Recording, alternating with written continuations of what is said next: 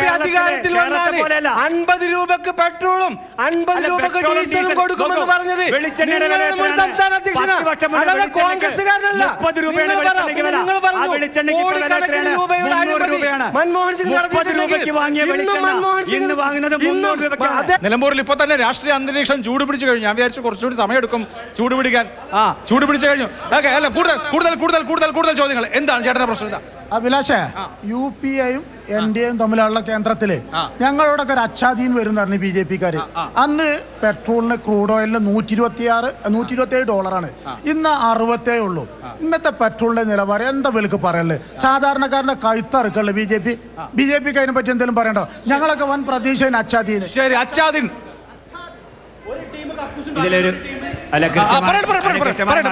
മറുപടിയുണ്ട്.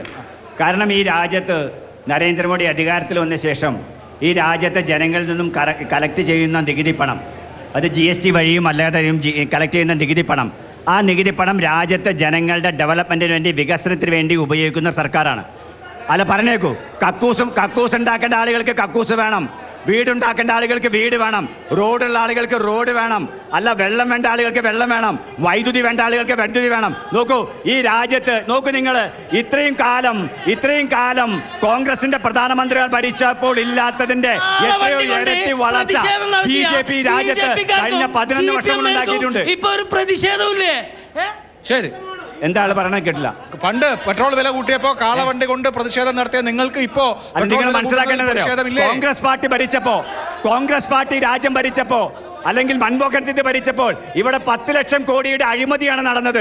നരേന്ദ്രമോദി ഭരിച്ചിട്ട് 11 കൊല്ലമായി, 11 കൊല്ലം തികഞ്ഞു, 3 തവണ അധികാരത്തിൽ വന്നു.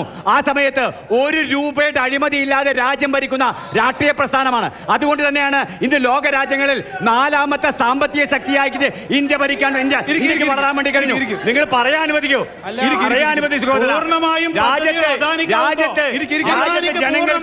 രാജ്യത്തെ ജനങ്ങൾക്ക് വികസനം എന്താണ് എന്ന് അറിഞ്ഞത് ഈ നരേന്ദ്രമോദി അധികാരത്തിൽ വന്ന ശേഷമാണ്. 4.2 ട്രില്യൺ കോടി രൂപയാണ് ഈ രാജ്യത്തിന്റെ ഇന്നത്തെ GDP നിരക്കിനെ കുറിച്ച് മനസ്സിലാക്കുന്നത്. ഈ വികസനം എന്ന് പറഞ്ഞാൽ അഴിമതിയില്ലാതെ സാധാരണക്കാരന്, നിങ്ങളെ കാണുന്ന റോഡുകളുണ്ടല്ലോ, നിങ്ങളെ കൊടുത്ത വീടുകളുണ്ടല്ലോ, ഇവിടെ രാജ്യത്ത് പൈപ്പിൽ എല്ലാ വീടുകളിലേക്കും വെള്ളം എത്തിക്കുന്നു, എല്ലാ വീട്ടിലേക്കും കറണ്ട് എത്തിക്കുന്നു, എല്ലാ വീട്ടിലേക്കും വൈദ്യുതിയുടെ നിരക്ക് നോക്കൂ.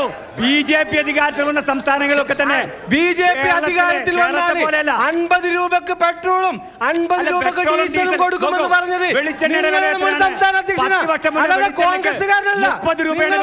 നിങ്ങൾ പറഞ്ഞു കോടിക്കണക്കിന് രൂപയുടെ അഴിമതി മൻമോഹൻ സിംഗ് അദ്ദേഹം മരണപ്പെട്ടവരെ അദ്ദേഹത്തിനെതിരെ